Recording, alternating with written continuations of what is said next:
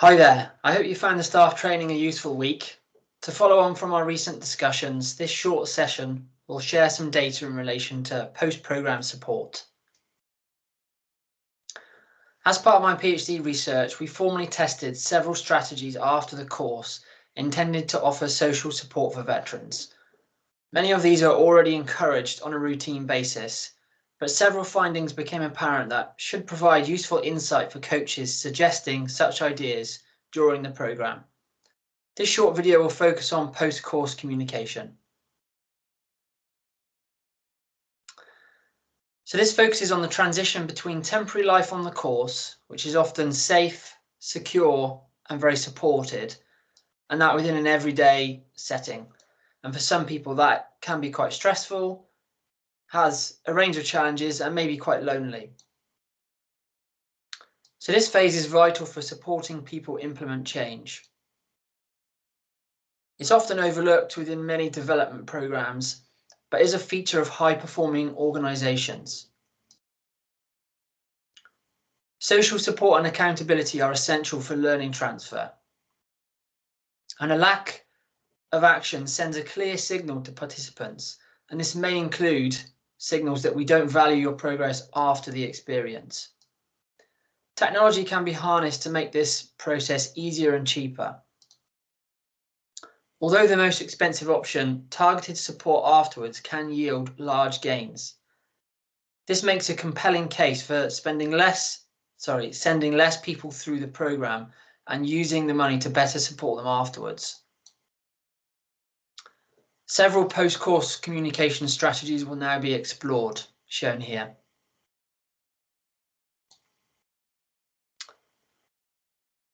So first, participants indicated that post-course communication was very important.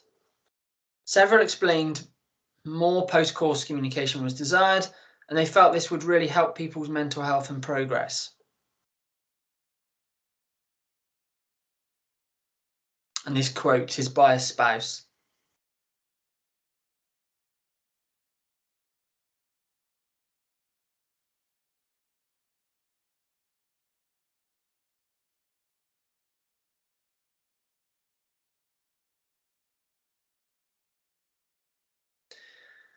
It also seemed that two-way conversation was desired by veterans so they could reply to formal messages or communication.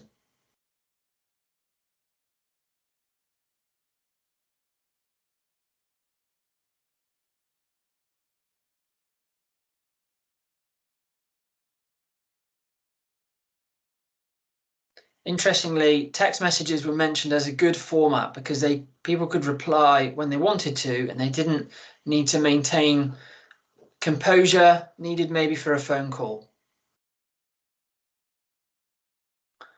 So I think it's important to explain the buddy system arrangement first of all, and just to provide a bit of context.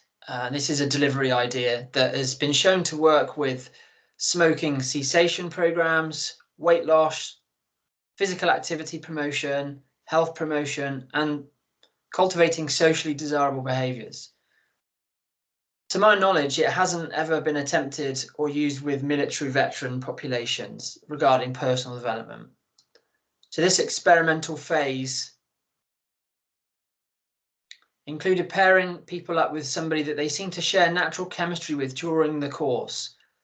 Each person swapped personal details like their desired goals after the course, their contact details, their preferred method of communication and convenient times, etc. And each person was given a crib card to offer advice for engaging in these monthly chats with the other person to discuss progress. These meetings were scheduled at the beginning of each month to trigger a fresh start effect, and I sent a nudge text message to everybody to remind them of the upcoming chat and to offer support. Participants were intended to chat about progress and offer support to one another. Interestingly, I deliberated for ages about what to write in these monthly text messages to activate these desired behaviours and offer support. Although it seemed that veterans weren't really that bothered about what the message itself actually said, and for them it was really important that somebody from within the system was reaching out to them actually and showed an interest in their progress and how they were doing.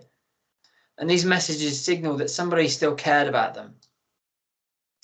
They were all pre-written and scheduled digitally, so it took minimal effort from me.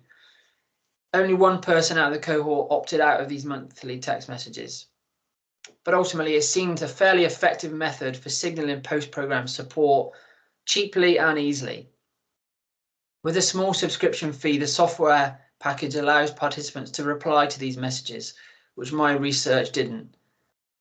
However, our implementation also resulted in a few areas of unintended consequences, which will now be explained. So some people were a bit reluctant engaging in the buddy system, actually, and we kind of coerced them into this experimental condition, which in hindsight now maybe violated some of their autonomy.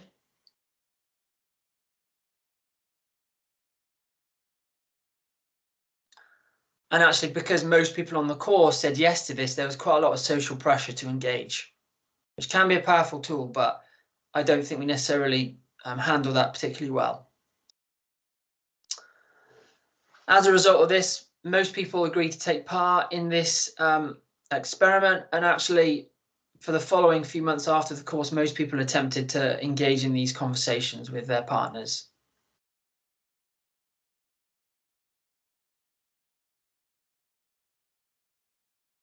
There's another quote there.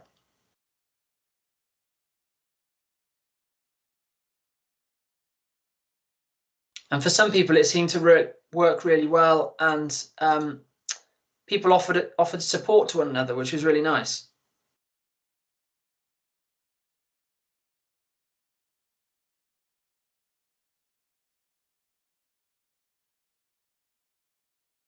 And for some people, it worked maybe as we intended it to work. However, some people waited to see whether their buddy reciprocated making the call, and if they didn't, then maybe their effort soon came to an end. So that reciprocity was quite important for some people. So another thing that was quite striking is the pairing and the matching of the buddy system. And myself and coaches attempted to pair people up with someone else that they seemed to get on with during the week. But it transpired that for some people that arrangement didn't necessarily work, and there wasn't enough overlap or relatability.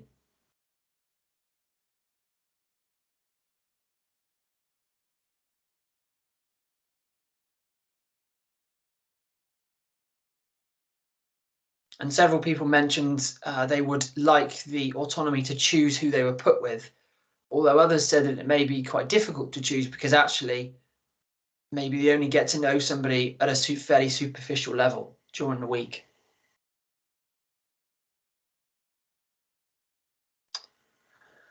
This, I suppose, novelty and engagement of taking part in this buddy arrangement and these monthly text messages, that started to fade really for some people.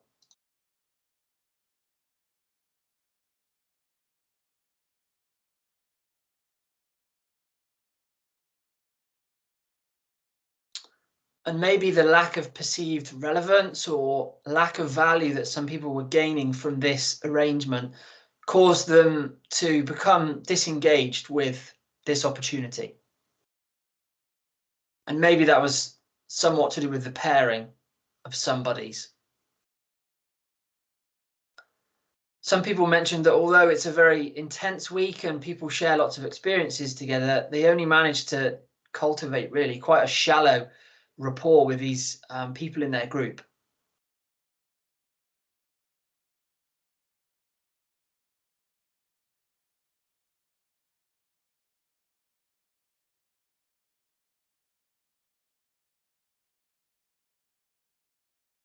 And this lack of, I suppose, rapport is probably the best word to explain it, was a bit of a barrier for some people opening up and sharing their aspects of their personal life with another person.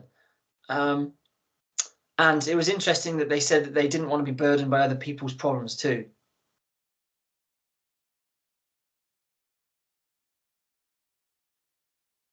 And for some people, actually, this buddy system arrangement, they mentioned it being quite detrimental to their progress, maybe to their well-being, and they didn't necessarily want to be discussing the past with other military veterans. They wanted to look forwards to the future, maybe more towards their civilian life that they were trying to develop, their civilian identity. And they felt that maybe this partnership with somebody else held them back.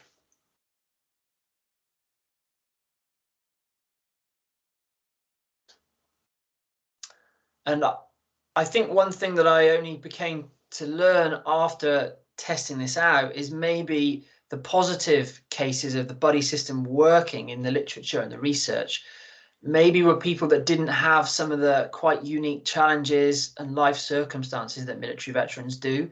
And actually, if you pair people together that are both attempting to make change in their life, whether it's military veterans or whether it's two people attempting to die at the same time, it can actually make both people worse. So I think maybe a realization from this experience is if you're going to pair people together, one of them needs to be fairly sound, fairly solid, so they can offer advice and guidance, and they need to be in a fairly good place to be paired up with somebody else and to be able to offer constructive thoughts and constructive conversation, really.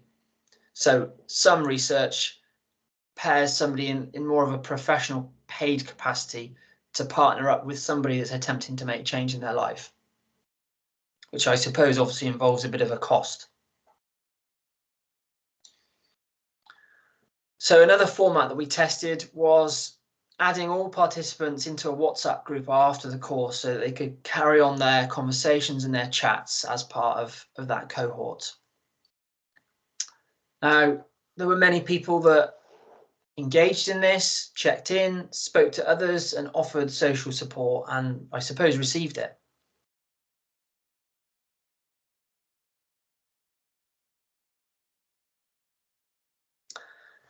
Interestingly, some members of the group reiterated content that the coaches shared during the program as a reminder for other people in the group, which was well received by some.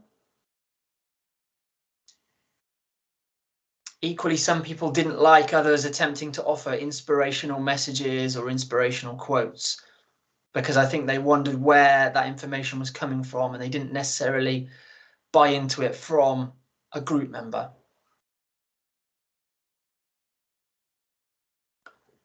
I think some group members found learning more about other people's lives and their journey and their trajectory offered a bit of perspective to them and their recovery journey. And they realized that maybe some of their circumstances weren't quite as bad as others. So it offered a bit of social comparison, really, which some people found useful.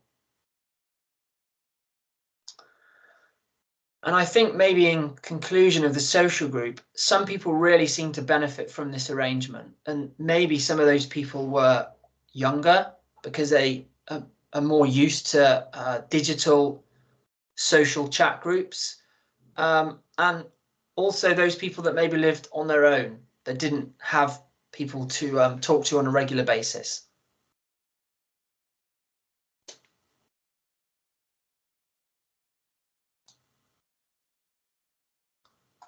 Some people didn't necessarily chat too much in the group, but they did follow the conversation. Some mentioned the technological format wasn't necessarily for them. Others mentioned that this digital approach was a bit of a barrier for them, actually, and it sort of held them back from engaging. And typically these people that said this were maybe in their 40s, 50s. Some people mentioned that the level of conversation within the social group was quite superficial and quite trivial. And for some people, they mentioned that they just weren't really interested in that. And they disengaged from that, really.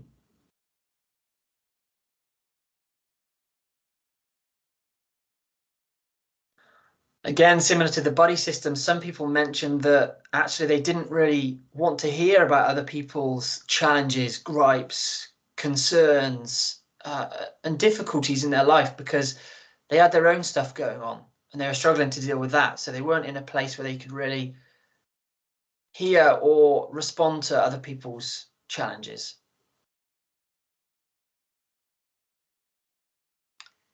And as a result of all these factors, really, engagement within this social arrangement also dwindled, similar to the buddy system. And actually, many people left the group because they didn't want to get bogged down with this emotional baggage, the superficial conversation. But I think it was also apparent that maybe those people that left fairly quickly had somebody else at home to talk to. I think those people that lived on their own wanted to stay involved in this social group and actually valued it more than those other people that maybe had a partner or a member of family at home.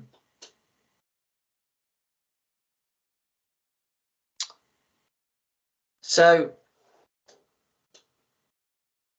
I suppose to finish, really, I just thought about some things that maybe the program I think are doing quite well, and maybe some other things that they could possibly do differently. So we'll start with the positive stuff. So it's a routine feature of delivery that coaches always try and advocate that people buddy up and pair up. But I suppose, having spoken to people about this process, that rapport is super important. And just because you're in the same group as somebody, that might not be enough. And just because you've shared the same activities as them, again, that might not be enough. And people mentioned that actually maybe in the bar in the evening, they found that somebody in the other group was at a similar age and stage of their life and maybe served in a similar conflict to them and are experiencing similar difficulties to them. So there's probably somebody on the course that resonates more with that person and overlaps more. So I suppose ask that person who that is and encourage them to maybe try and follow up with that person afterwards, like probably most of you already do. I think sending letters home to yourself or maybe somebody else at home, writing them within the program and posting them out at a scheduled period later, I think that's a really good idea, because it just provides a reminder of what you were thinking about or what was meaningful to that person at that point in time that they may forget. So certainly some coaches have mentioned that this approach has maybe dwindled at times. So yeah, maybe rekindle that approach, because I think it could be quite powerful for people. So in terms of post-course communication, I think there's a few ways that we could do it, really. I think one way is through the individual, like coaches already do. So trying to get that person, that veteran or participant, to nudge themselves in a way. So that could be scheduling a reminder on their phone, or writing themselves emails, or putting physical objects around the home as reminders and prompts to get them to think about their goals, their plans, whatever. So that's sort of the first approach, through the individual. I think the other approach is trying to get that person to speak to somebody else at home within their everyday environment. So whether it's a partner or a parent or a child or a support worker, whatever, and just sharing information of their experience, what they'd like to work towards, and maybe what some of their plans are, because social support is super influential for learning transfer, and they can kind of work as accountability agents on behalf of the individual when they sort of forget or they ease off or they don't feel like it. So getting those other people involved can be really useful. I think other ideas after the course, I think it would be worth attempting to roll out a pilot, really, of these text messages, maybe every month, maybe twice a month. I don't know the frequency. And I think it would be great if we allowed participants to reply to them. And talking to Sally and Hannah, they've definitely got some good ideas about this. And in some ways, they interact a lot more with participants than maybe coaches do before and afterwards. But they're quite overworked. So I think the Legion are going to have to introduce some more working hours into the system to allow this to occur, really. So hopefully with the next 5 years worth of plans moving forwards, maybe that could be something that could be introduced. And following on from our conversations this week on the staff training, again, another form of nudging, rather than just a sort of generic inspirational message that gets sent out each month. Possibly we could send them sort of chunks from a program booklet. I suppose it couldn't be a text message, maybe an email, maybe a text message with a link to some sort of digital space, so that they can re-access some of the models that they did, and they can provide a reminder maybe for that person's experiences, their memories, their goals, and it could just space out, I suppose, the program content over a period of time. So if that individual's got stuff going on that month, that's fine, but there'll be something coming again next month that might remind them or reactivate some sort of plan. And I think maybe finally, as coaches mentioned the other day, like tangible objects can be really powerful reminders of what people said was important to them, or their goals, or change, because the environment is a very powerful force on our behavior. And if we have physical things around us, whether it's a hoodie with a Battleback logo on it that we see and wear, whether it's, not that anyone really has key rings these days, but a key ring with something on, a picture of yourself or your personal goal, or it could be a little crib card that you carry around in your wallet, with your top 3 goals that you're going to work towards. And I think turning ideas into objects is really powerful, and seeing them within our environment can activate habits, behaviors, routines, thinking. So yeah, I think creating something physical to represent a desire or a goal could be really useful.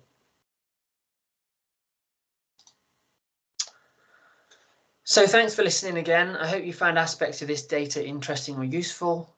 Moving forwards, as I already mentioned, Sally and Hannah have great ideas about implementing various post-program support ideas for these military veterans, as all of the coaches do as well. So I would encourage you all to try and engage in further conversations with the Royal British Legion, Paul Flood, to try and get some maybe additional staff time, so that people can start experimenting with some of these ideas. And as you know, we have very powerful systems in place to make sense of how this has gone and evaluate the effect. So I think there's some exciting ideas in the pipeline, and I'm looking forward to seeing how they go, really.